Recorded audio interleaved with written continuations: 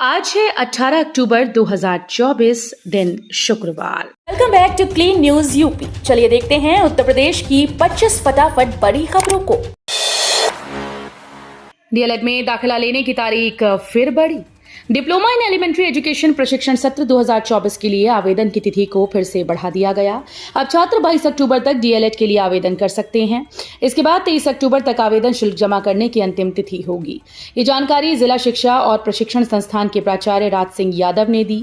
ये एक सुनहरा अवसर है उन छात्रों के लिए जो इस वर्ष डीएलएड में दाखिला लेना चाहते हैं। एचसीएल के नोएडा कैंपस में आज 18 अक्टूबर को बड़ा रोजगार मेला। सेक्टर 126 स्थित एचसीएल में आज 18 अक्टूबर को बड़ा रोजगार मेला लगेगा। इसमें युवाओं को सीधे तौर पर नौकरी मिलने का मौका मिलेगा। शिक्षित युवाओं को बेहतर करियर देने के उद्देश्य से इस रोजगार मेले का आयोजन किया जा रहा है। युवाओं को उनकी आयु, शिक्षा, अनुभव के आधार पर नौकरी मिलेगी। खाने में अपशिष्ट मिलाना होगा संज्ञेय अपराध, आएगा कड़ा कानून। हर होटल के किचन में होंगे कैमरे। खाद्य वस्तुओं में मानव अपशिष्ट और गंदी चीजों की मिलावट की घटनाओं पर अंकुश लगाने के लिए राज्य सरकार कठोर कानून लाने जा रही है। मुख्यमंत्री योगी आदित्यनाथ की अध्यक्षता में हुई बैठक में प्रस्तावित कानून के सभी पहलुओं पर विचार विमर्श किया गया। दीपावली पर मुफ्त रसोई गैस सिलेंडर का वितरण शुरू। राज्य के 1.86 करोड़ परिवारों को मिलेगा लाभ। उत्तर प्रदेश सरकार ने दीपावली के मौके पर राज्य के 1.86 करोड़ परिवारों के लिए मुफ्त रसोई गैस सिलेंडर का वितरण शुरू कर दिया। राज्य सरकार के द्वारा बृहस्पतिवार को यहां जारी एक बयान में बताया गया कि इस पहल के लिए डबल इंजन सरकार ने 1890 करोड़ रुपए आवंटित किए हैं। राज्य सरकार ने पिछले साल 85 लाख से अधिक महिलाओं सहित 1.85 करोड़ परिवारों को मुफ्त रसोई गैस सिलेंडर वितरित किए थे। योगी सरकार का बड़ा कदम, एआई सीसीटीवी से अभेद्य होगी महाकुंभ की सुरक्षा। 2025 में होने वाले महाकुंभ को दिव्य, भव्य और नव्य बनाने के लिए योगी सरकार युद्ध स्तर पर काम कर रही है। महाकुंभ को लेकर पूरे शहर को भव्य रूप से सजाने का काम किया जा रहा है। साथ ही महाकुंभ में आने वाले श्रद्धालुओं की सुरक्षा को लेकर भी खास इंतजाम किए जा रहे हैं। इसको लेकर योगी सरकार ने बड़े कदम भी उठाए। महाकुंभ में आने वाले श्रद्धालुओं की सुरक्षा के लिए चप्पे चप्पे पर पुलिस का पहरा रहेगा। भाजपा और रालोद ने की चुनाव की तारीख बदलने की मांग। भाजपा और रालोद ने विधानसभा उपचुनाव की मतदान तिथि बदलने की मांग की है। दोनों दलों के प्रतिनिधिमंडल ने बृहस्पतिवार को राज्य निर्वाचन अधिकारी से भेंट कर 20 नवंबर को मतदान कराने की मांग संबंधी पत्र सौंपा। बता दें कि उपचुनाव का मतदान 13 नवंबर को होना है। राज्य निर्वाचन अधिकारी को सौंपे पत्र में बताया गया कि 15 नवंबर को कार्तिक पूर्णिमा का स्नान पर्व है। इस उपलक्ष्य में कुंदरकी, मीरापुर, गाजियाबाद, प्रयागराज में मेला होने से लोग 3-4 दिन पहले चले जाते हैं। लखनऊ को मिलेगा इंटरनेशनल कन्वेंशन सेंटर। 32 एकड़ के क्षेत्रफल में बनेगा, 2 साल में होगा तैयार। लखनऊ की वृंदावन योजना में विश्व स्तरीय सुविधाओं वाला इंटरनेशनल एग्जीबिशन कम कन्वेंशन सेंटर बनाया जाएगा। शासन के वरिष्ठ अधिकारियों के साथ बैठक में सीएम योगी आदित्यनाथ ने इसके लिए सैद्धांतिक सहमति दे दी है। इसे 32 एकड़ क्षेत्र में बनाया जाएगा। निर्माण कार्य पूरा करने के लिए सीएम ने 2 साल का समय तय किया है।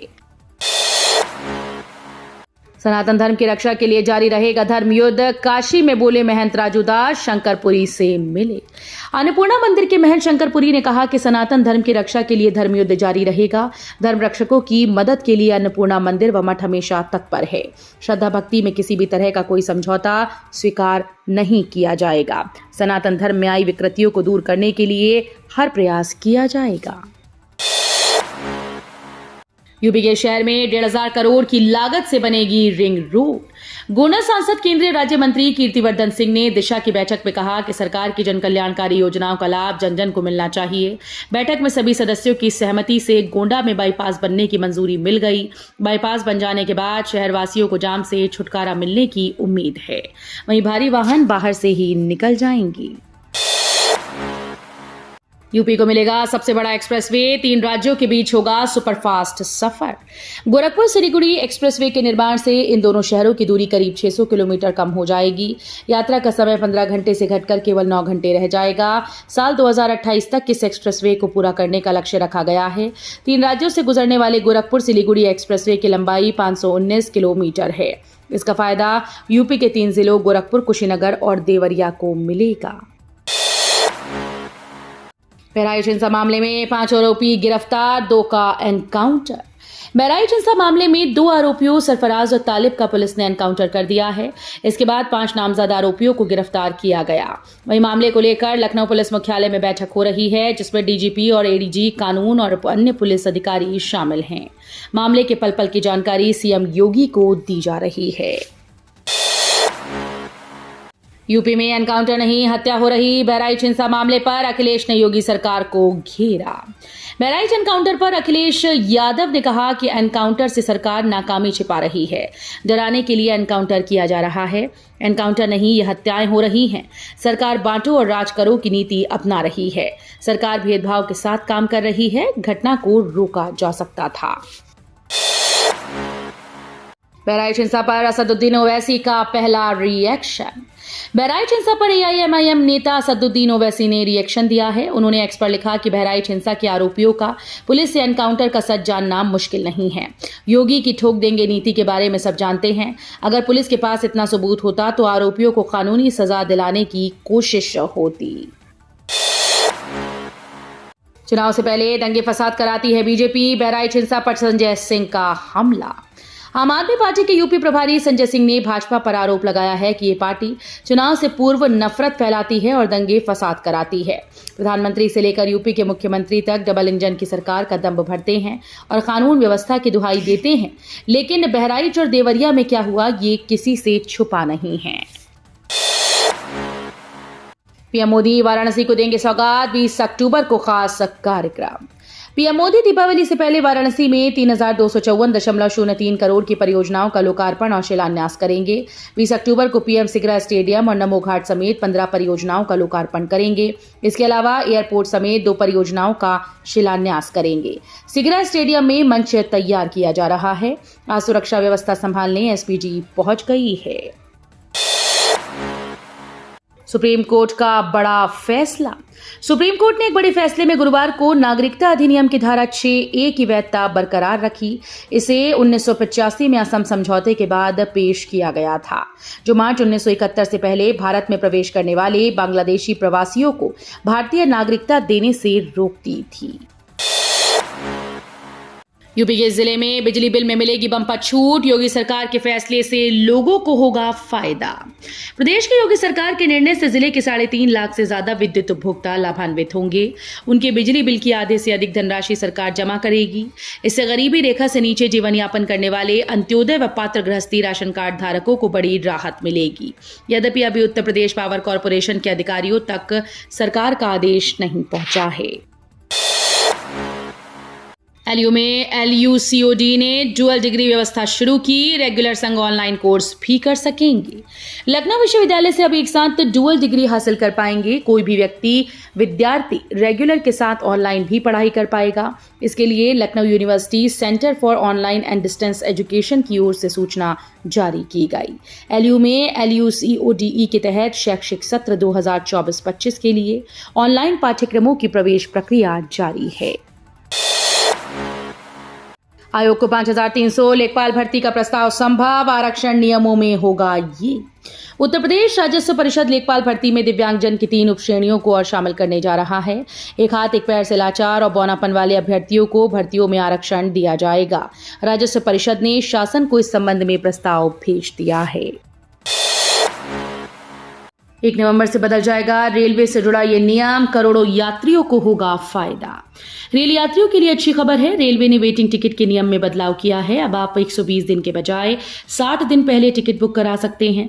रेल मंत्रालय की ओर से गुरुवार को जारी नोटिफिकेशन के मुताबिक अब एडवांस रिजर्वेशन की समय सीमा 120 दिन से घटाकर 60 दिन कर दी गई। ये व्यवस्था 1 नवंबर से लागू होगी।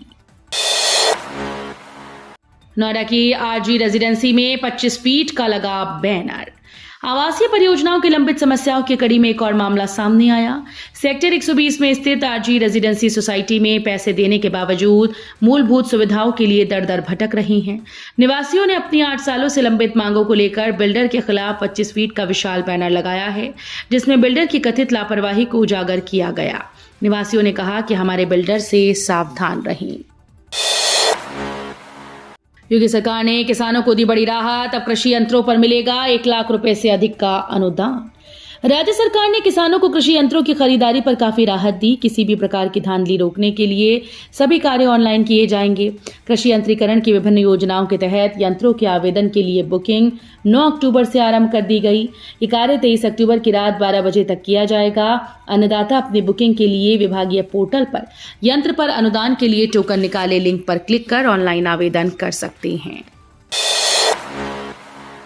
यूपी लोक सेवा आयोग ने पीसीएस के बाद स्थगित की एक और भर्ती परीक्षा। उत्तर प्रदेश लोक सेवा आयोग ने पीसीएस 2024 के बाद एक और परीक्षा स्थगित कर दी। 20 अक्टूबर को लखनऊ में प्राविधिक शिक्षा अध्यापन सेवा परीक्षा 2021 के 8 विषयों की परीक्षा होनी थी। इसे अब स्थगित कर दिया गया है।